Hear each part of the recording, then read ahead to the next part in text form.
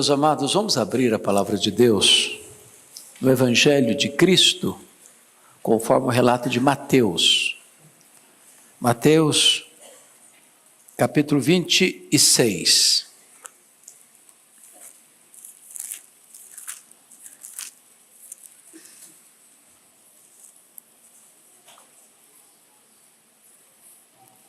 Versos 14 a 25.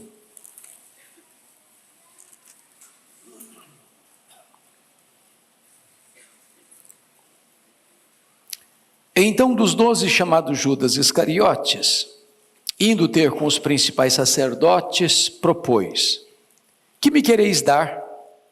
E eu vô-lo entregarei. E pagaram-lhe 30 moedas de prata. E desse momento em diante, buscava ele uma ocasião para o entregar. No primeiro dia dos pães asmos, vieram os discípulos a Jesus e lhe perguntaram: onde queres que te façamos os preparativos para comeres a Páscoa? E ele lhes respondeu: ide à cidade ter com certo homem e dizei-lhe: o mestre manda dizer, o meu tempo está próximo, em tua casa celebrarei a Páscoa com os meus discípulos. E eles fizeram como Jesus lhes ordenara e prepararam a Páscoa. Chegada a tarde, pôs-se ele à mesa com os 12 discípulos. E enquanto comiam, declarou Jesus: em verdade vos digo que um dentre vós me trairá. E eles, muitíssimo contristados, começaram um por um a perguntar-lhe: porventura sou eu, Senhor? E ele respondeu: o que mete comigo a mão no prato, esse me trairá. O Filho do Homem vai como está escrito a seu respeito, mas ai daquele por intermédio de quem o Filho do Homem está sendo traído. Melhor lhe fora não haver nascido. Então Judas, o que o traía, perguntou: acaso sou eu, mestre? Respondeu-lhe Jesus: tu disseste. Verso 47 a 50. Falava ele ainda, e eis que chegou Judas, um dos 12, e com ele grande turba, com espadas e porretes, vindo da parte dos principais sacerdotes e dos anciãos do povo. Ora, o traidor lhes tinha dado este sinal: aquele a quem eu beijar é esse, prendei-o. E logo aproximando-se Jesus, lhe disse: salve, mestre, e o beijou. Jesus, porém, lhe disse: amigo, para que vieste? Nisto, aproximando-se eles, deitaram as mãos em Jesus e o prenderam. Agora, finalmente, capítulo 27, versos de 1 a 5. Ao romper o dia, todos os principais sacerdotes e os anciãos do povo entraram em conselho contra Jesus para o matarem. E amarrando-o, levaram-no e o entregaram ao governador Pilatos. Então Judas, o que o traiu, vendo que Jesus fora condenado, tocado de remorso, devolveu as 30 moedas de prata aos principais sacerdotes e aos anciãos, dizendo: pequei, traindo sangue inocente. Eles, porém, responderam: que nos importa, isso é contigo. Então Judas, atirando para o santuário as moedas de prata, retirou-se e foi enforcar-se. Irmãos, eu quero tratar nesta noite sobre o tema: a história de um homem que andou com Jesus e se perdeu. A história de um homem que andou com Jesus e se perdeu. Aqui para nós já de começo, um solene alerta. Gente que convive com o sagrado, gente que desfruta da melhor companhia, gente que ouve os melhores ensinos, gente que vê os maiores milagres,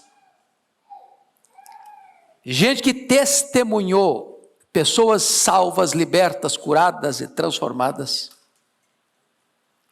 gente que já partilhou a mensagem da salvação com outras pessoas, viu outras pessoas sendo alcançadas pelo seu intermédio,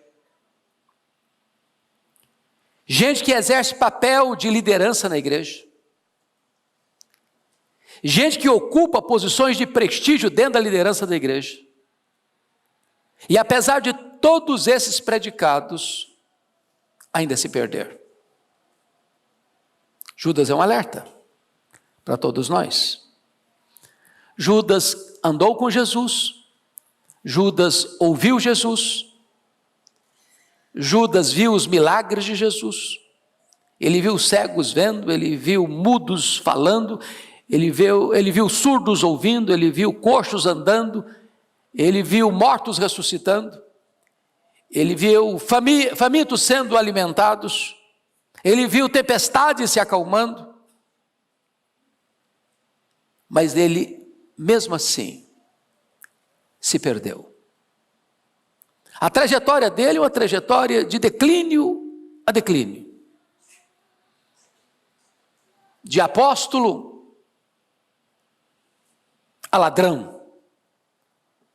De ladrão a traidor. E do remorso ao suicídio. E do suicídio à condenação eterna. Então eu gostaria de tratar aqui hoje de 3 fatos na vida de Judas. Um alerta para nós.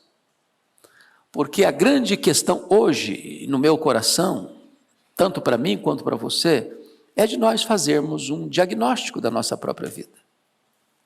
De nós não nos contentarmos apenas com os aparatos da religião, com as formalidades da vida eclesiástica, com o quanto de tempo nós frequentamos a igreja, ou que papel desempenhamos na igreja, ou que tipo de experiências nós já tivemos no ministério. A grande questão é, quem somos nós? Então, eu quero destacar 3 coisas. Primeiro, Judas perdeu a maior oportunidade. E vou aqui decifrar isso em alguns pontos. Primeiro, Judas foi chamado por Jesus para ser um apóstolo. E quando você lê Lucas 6, Jesus passa a noite inteira orando para escolher os apóstolos. Como já ouvimos aqui de um irmão coreano que escreveu um livro sobre esse assunto, Jesus faz a oração de Deus. Ele se submete plenamente à vontade do Pai.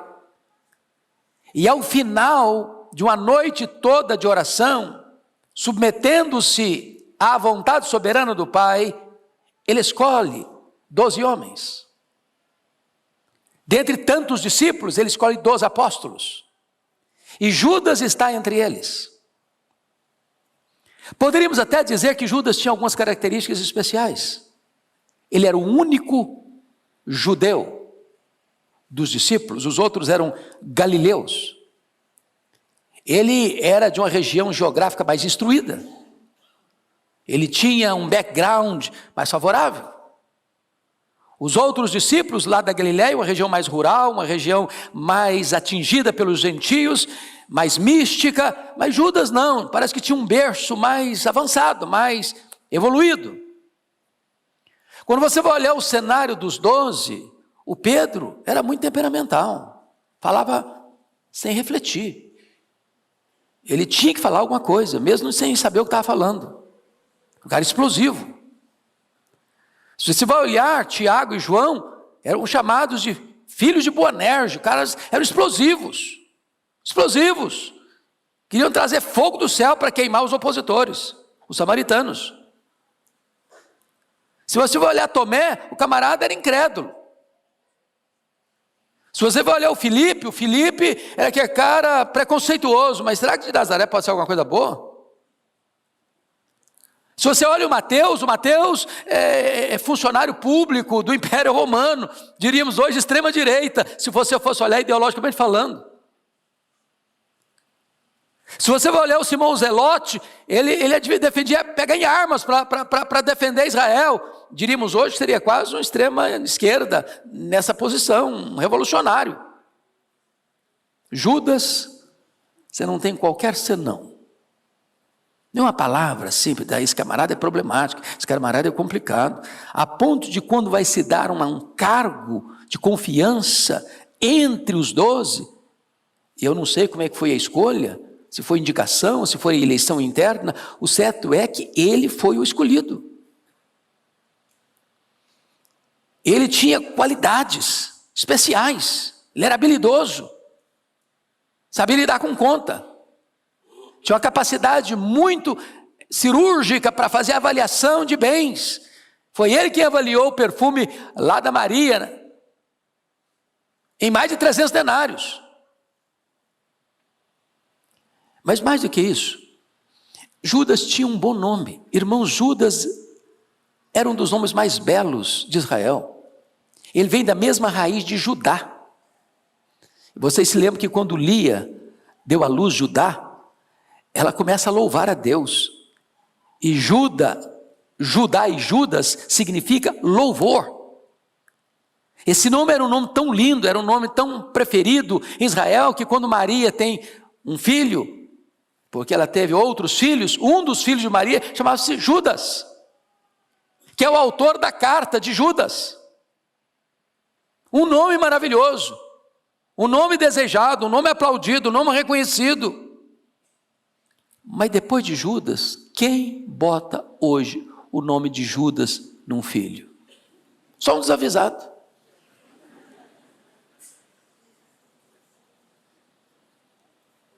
Judas era respeitado pelos seus colegas. Mesmo quando Jesus, lá na ceia, tira a máscara dele, quando Jesus diz, um de vós me trairá. Isso gerou uma tristeza interna entre o grupo, e a pergunta a ser feita é, porventura sou eu, Senhor? Notem que eles não são, é o Judas, é ele mesmo, já desconfiávamos dele. Agora a máscara caiu, Judas. Todo mundo aqui comentava a boca miúda que era você mesmo. Ninguém.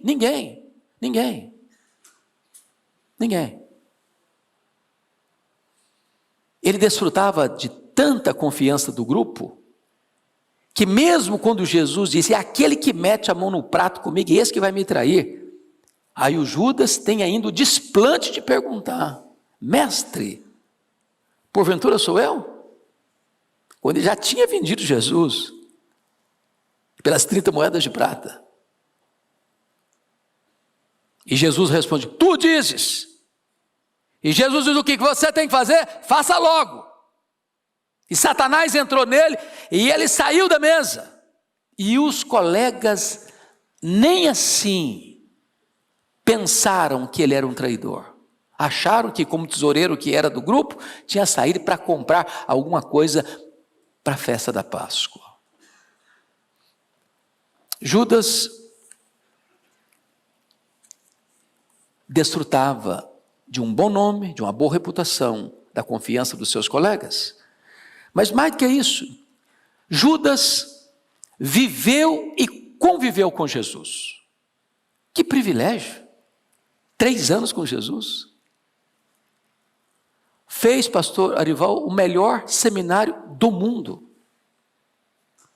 Na melhor faculdade peripatética do mundo, porque se os pensadores gregos criaram a escola peripatética de ensinar andando, Jesus foi o mestre dos mestres. Ele não ensinou numa sala de aula, ele ensinou enquanto caminhava. Que ensinamentos! Nós temos um resumo nos evangelhos, mas imagina quanta coisa Jesus não ensinou mais do que está nos evangelhos. João chega a afirmar no seu evangelho que se tudo que Jesus fez fosse registrado em livros, numa linguagem hiperbólica, o mundo inteiro não caberia. Quantas coisas lindas, quantas lições belas, quantas frases de efeito, quantas palavras de poder, quantas palavras de impacto, quantas ações magníficas, quantos milagres extraordinários, quanta coisa bonita ele viu, quantas coisas estupendas ele percebeu, ele testemunhou. Ele conviveu com Jesus, ele andou com Jesus. Como já disse aqui, ele viu o cego vendo, ele viu o surdo ouvindo, ele viu o mudo falando, ele viu o coxo andando, ele viu o morto ressuscitando, ele viu milagres e mais milagres, e ele viu e andou com Jesus, o próprio Verbo encarnado de Deus. Mas em último lugar, os privilégios. Judas pregou o evangelho para outras pessoas. Houve tempo na vida deles, quando Jesus sai para o primeiro período de férias com os discípulos, quando ele multiplica pães e peixes, foi o período que sucedeu imediatamente ao assassinato de João Batista na prisão, que diz a Bíblia que eles não tinham tempo para comer. A agenda é intensa. Saíam de cidade em cidade, de aldeia em aldeia, evangelizando. E eu imagino os Judas pregando. E eu imagino Judas vendo gente se convertendo. E eu imagino eles voltando, porque a Bíblia diz isso, que eles voltavam com alegria, dando testemunho. Demônios sendo tirados das pessoas. Vendo a obra de Deus crescer. E tudo isso, irmãos, com tanta agenda, com tanta coisa, com tanto movimento, com tantos testemunhos, com tantas mensagens, com tantos milagres, com tantas evidências, o Judas ainda não era um homem salvo. Lá em João 6,64, quando Jesus está concluindo o seu discurso, ele disse assim: contudo, há descrentes entre vós. E Jesus diz mais tarde: um de vós é diabo. Em Mateus 7, 21 a 23, Jesus diz: nem todo o que me diz Senhor, Senhor, entrará no reino dos céus. Muitos naquele dia vão dizer: não profetizamos em teu nome, não fizemos milagres em teu nome, não expelimos demônios em teu nome. E Jesus diz: apartai-vos de mim, vós os que praticais iniquidade, eu nunca vos conheci. Tantos privilégios, tantas oportunidades perdidas. Mas eu quero destacar um segundo ponto aqui na vida de Judas, um homem que andou com Jesus e se perdeu. Segundo lugar, Judas comete o maior erro, ele traiu Jesus. Mas antes disso, vejamos que ele trai o seu nome. Judas significa louvor. Louvor. Da tribo de Judá vem os reis de Israel, da tribo de Judá vem o Messias, o Salvador do mundo.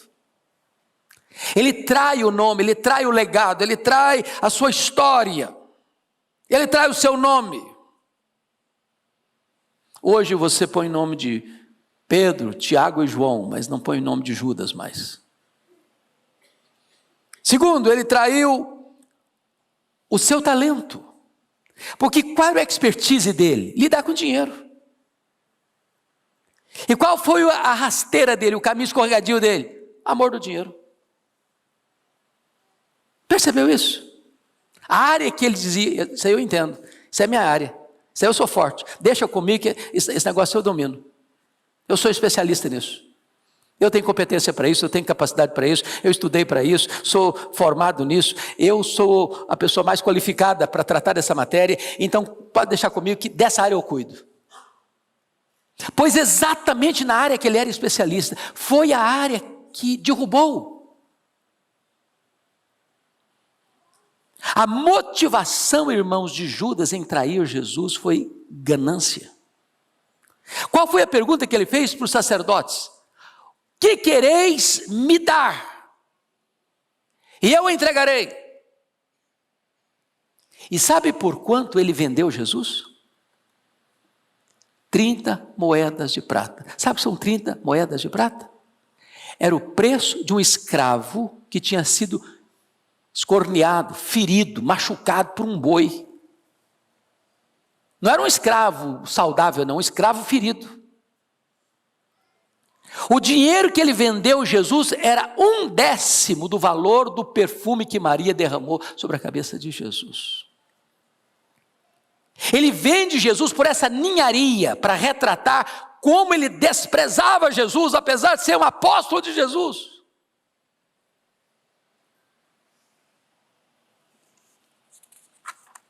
Terceiro, Judas traiu o seu Senhor. Jesus o amou, Jesus o chamou, Jesus o privilegiou. Jesus nunca entregou Judas à discrição dos seus condiscípulos em 3 anos. Cada dia, cada batida do relógio, era como se Jesus estivesse dando mais uma oportunidade para Judas se arrepender, se arrepender, se arrepender, se arrepender, e o tempo passa, e os meses avançam, e os 3 anos chegam ao fim, e esse cara está mais endurecido ainda. O mesmo sol que amolece a cera, endurece o barro. A ponto de em Lucas 22:3, está escrito, ora, Satanás entrou em Judas. Sabe por que entrou em Judas? Que Judas deixou a porta aberta. Deixa eu ilustrar isso, uma experiência que eu tive em Vitória que me marcou muito. Eu estava pregando, pastor Ival, lá em Vitória, sobre batalha espiritual. E o templo lá em Vitória só tem a porta na frente, não tem porta atrás, e as janelas são de vidros perpendiculares, não dá para entrar nenhum pássaro. E de repente, enquanto eu estou no sermão, batalha espiritual, entra um morcego, mas um morcegão. E o culto perdeu completamente a reverência, porque dava aquelas aterrissadas assim, e a meninada gritava, gritou todo mundo de medo. E como é que tira esse morcego agora? Foi uma luta. Os diáconos tentaram de todas as formas, demorou 10 minutos para o morcego sair. E eu pensei, meu Deus, como é que eu retomo meu sermão agora? Depois dessa confusão toda. E quando o morcego saiu, Deus pôs no meu coração a seguinte colocação. Vocês sabem por que esse morcego entrou aqui hoje? Porque ele encontrou a porta aberta. Sabe por que Satanás entrou em Judas? Porque deixou a porta aberta. João 6,70, Jesus disse, não vos escolhi eu em número de 12, contudo um de vós é diabo.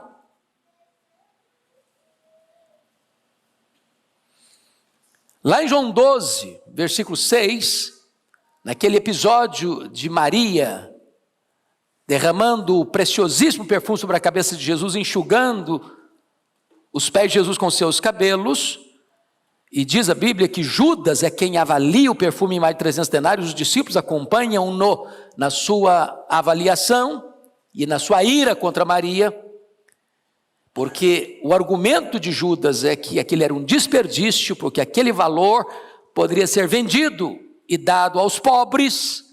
E lá em João 12,6 é que ele é desmascarado, dizendo que ele era um falso filantropo, que ele não estava interessado em ajudar pobre coisa nenhuma, que aquele era um discurso populista dele, que o interesse dele era embolsar essa grana porque ele era ladrão.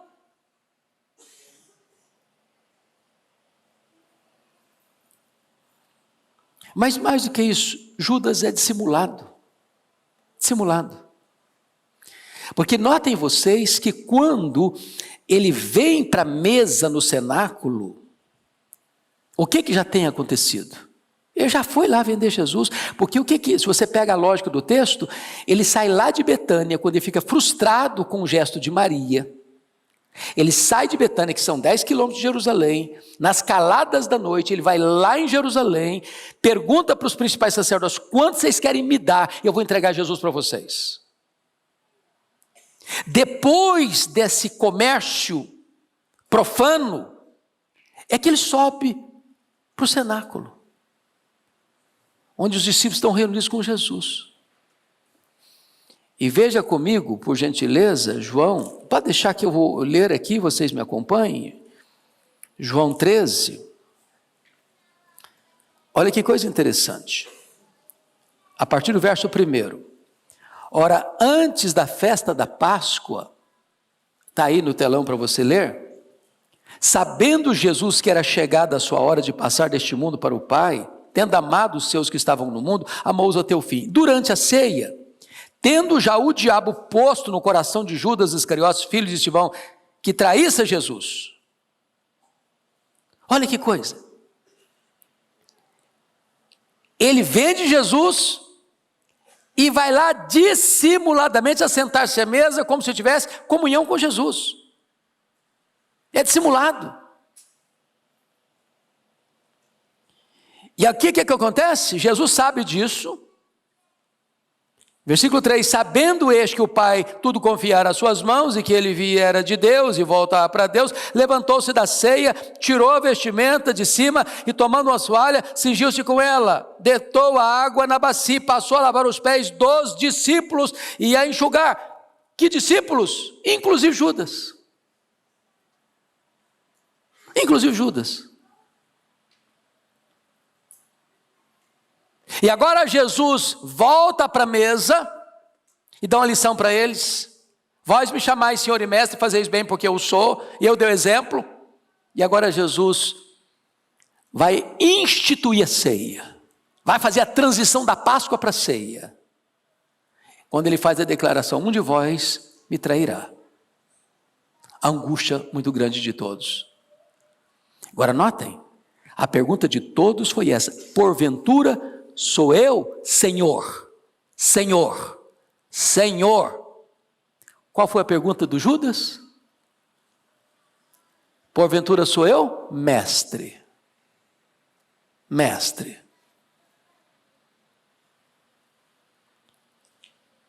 Ele não considerava Jesus como seu Senhor. Mas mais do que isso, quando Jesus, um de vós me trairá, Jesus estava dando mais uma chance para ele. Ô Senhor, eu fraquejei, o Senhor me perdoe, está na hora da ceia, eu posso me arrepender, eu posso te pedir perdão, eu posso dar uma nova chance, Senhor? Porque não é exatamente esse o propósito da ceia? Examine-se, pois, o homem a si mesmo, e assim coma. Não é você vai examinar você e fugir da ceia por causa do pecado, você vai examinar você mesmo e fugir do pecado por causa da ceia. Ele é advertido por Jesus. Mas ele é mais do que isso, ele é ingrato, porque ele é um dos 12. Mas aí, diz o texto bíblico, que quando Jesus o desmascara, porque a pergunta, mas quem é, Senhor? Quem é, então? E Jesus disse assim, aquele a quem eu der o bocado molhado, porque pegava o pão, mergulhava o pão no vinho, e dava esse bocado molhado para comer. A própria celebração da ceia é este. E ele pega os elementos da ceia, e aí o diabo entra nele. E ele sai mergulhado nas densas trevas, que já tinha vendido Jesus. E Jesus desce desta mesa e vai lá para o Getsêmani, onde ele é preso. E Judas sabe que Jesus vai para o Getsêmani, ele tem intimidade de agenda com Jesus. E agora é Judas quem vai liderando a turba, armada até os dentes, com porretes, com armas pesadas, para prender Jesus. E mais uma vez Judas, dissimulado, disse para os soldados do Sinédrio e soldados romanos, que se mancomunaram para prender Jesus, dando a senha: aquele a quem eu beijar é este. Está de noite, não enxerga direito. Prendei-o. E disse mais, o outro evangelista, e levai-o em segurança, ele é perigoso. Muita gente quis prendê-lo, ninguém conseguiu, então prenda-o e leva-o em segurança. E quando ele chega, diz a Bíblia que ele saúda Jesus, salve mestre, e dá um beijo. E sabe a palavra beijo no grego? Não é beijo, só beijo não. A palavra que está no grego lá, é beijo de um homem apaixonado na mulher da sua vida, um beijo profundo, apaixonado e demorado.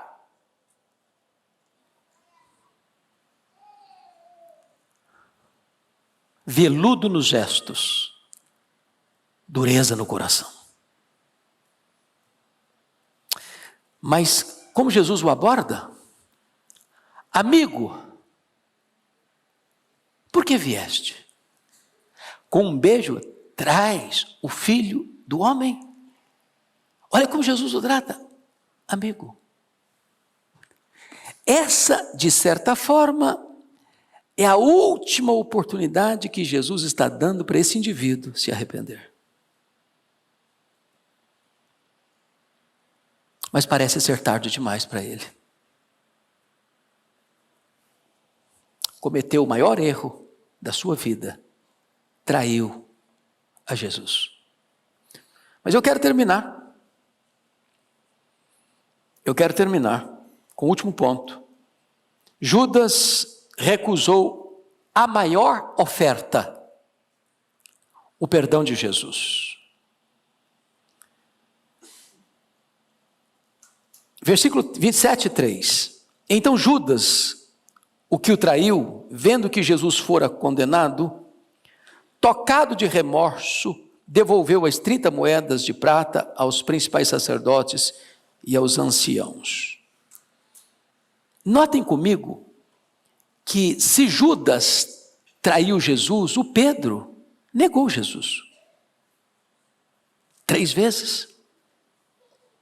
Publicamente, com juramentos e com impropérios e blasfêmias. Entretanto, Judas não é recuperado e Pedro o é. Por quê? Porque Pedro se arrepende. Judas se entrega ao remorso. E qual é a diferença entre remorso e arrependimento?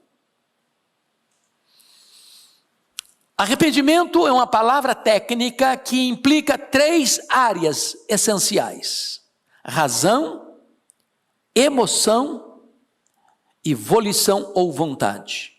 Então, o que é arrependimento? É mudança de mente, é racional. Eu reconheço que o que eu fiz está errado. Segundo, emocional. A tristeza, segundo o mundo, leva à morte, mas a tristeza, segundo Deus, produz arrependimento para a vida. Eu preciso ter tristeza por aquilo que eu fiz. Mas terceiro, é preciso agora a volição. Significa dar meia volta. Eu estou indo nessa direção, eu me arrependo e volto para outra direção. Se vocês perceberem, dos 3 elementos do arrependimento, o remorso tem 2 deles. O Judas reconheceu que errou.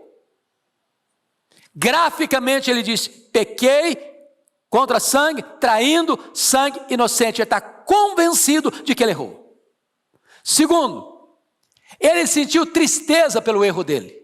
Ele devolveu o dinheiro. O dinheiro não satisfez, não teve paz na alma, não teve tranquilidade no coração. Ele foi atormentado. O diabo jogou em cima dele o seu bafo. O calor do inferno inundou a sua alma. Esse homem está perturbado, ele está muito triste. Mas ele não tomou a terceira decisão. Ele não se voltou para Jesus, que já tinha dito, e ele tinha escutado isso: aquele que vem a mim, de maneira nenhuma eu o lançarei fora. Remorso.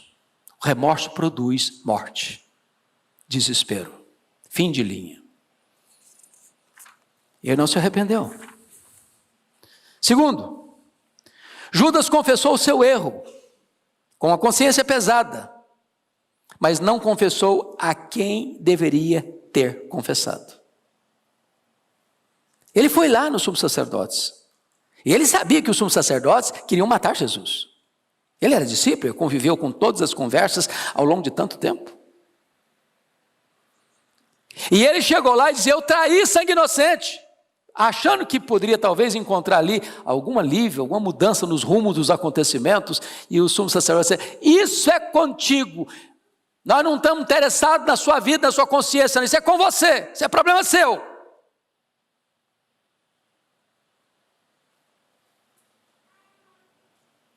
Terceiro, Judas procurou o suicídio, ao invés de arrepender-se e pedir perdão a Jesus. Olha o verso Mateus 27:5.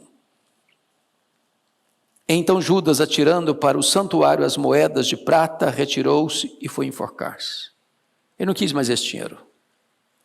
O diabo é tão enganador, é tão perverso, que por um momento Judas pensou que aquelas míseras moedas que ele tirava da bolsa fizesse alguma diferença na vida dele, ou preenchesse algum vazio na vida dele, ou atendesse alguma necessidade dele. Chega um momento que o diabo diz assim: olha, está vendo aí? Está vendo aí? Você está vazio, você está infeliz. Mas isso não é só nessa área, não, em qualquer área. E a pessoa que fuma um baseado, uma pessoa que cheira um papelote de cocaína, uma pessoa que cheira uma pedra de crack, uma pessoa que entra num boteco e sai de lá bêbado, uma pessoa que vai para uma cama de adultério, uma pessoa que faz um negócio, uma negociata para ganhar a vida numa tacada de negócio ilícito e imoral, achando que aquilo vai preencher. E depois o diabo suga até a alma dele. Nada daquilo satisfaz, nada daquilo preenche o vazio, nada daquilo dá razão para a vida. E ele não quer mais esse dinheiro. Esse dinheiro é como um fogo na mão dele, é como um ácido que destrói a alma dele.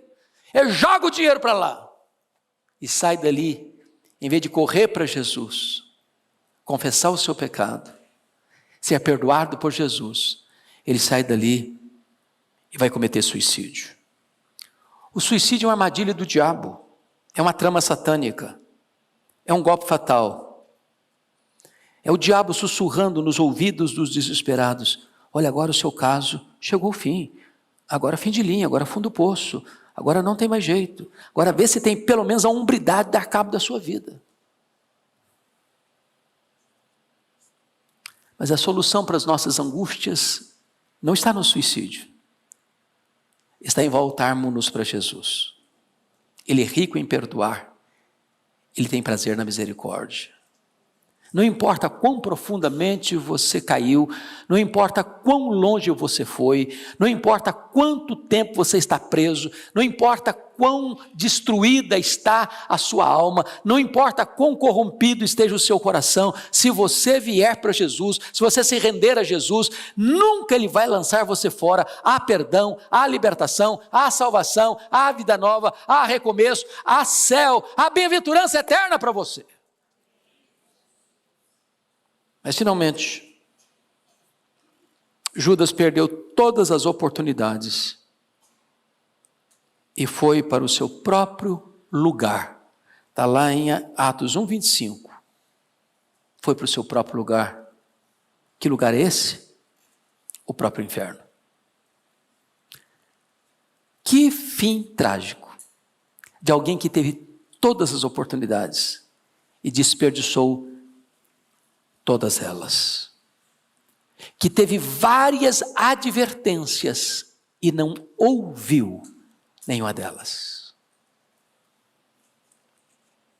Antes de julgar Judas, cada um de nós precisa se olhar no espelho da graça.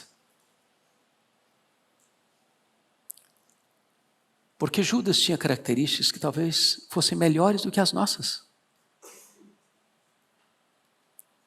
Eu não estou perguntando nesta noite se você nasceu num berço presbiteriano ou evangélico, ou se você é membro da Igreja Presbiteriana de Pinheiros. Eu não estou nem perguntando se você é um líder na igreja, ou se você tem cargos de confiança na igreja. Eu não estou perguntando se você já pregou o evangelho para tanta gente. Eu não estou perguntando se você já viu milagres na sua vida e milagres através da sua vida. Só o Espírito Santo pode nos sondar. A Bíblia diz que só o Senhor conhece os que lhe pertencem. Mas a mensagem de hoje, para mim, é um solene aviso e alerta para todos nós, que somos crentes, pertencemos à igreja visível. Estamos aqui, trabalhamos, temos uma agenda intensa na obra, já vimos tantas coisas lindas acontecer. Meu Deus, quem somos nós? que você não descanse o seu coração, até você ter plena certeza que Jesus já é o Senhor da sua vida, e que você está salvo, selado com o Espírito Santo, com o seu nome escrito no livro da vida. Feche os seus olhos por um instante. Vamos orar.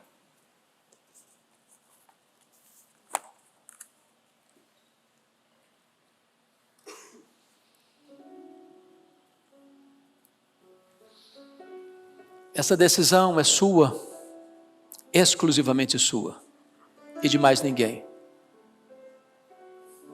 Eu não tenho competência de examinar o seu coração, nem você é capaz de examinar o coração de qualquer outra pessoa. Há um grande risco de nós enganarmos-nos a nós mesmos,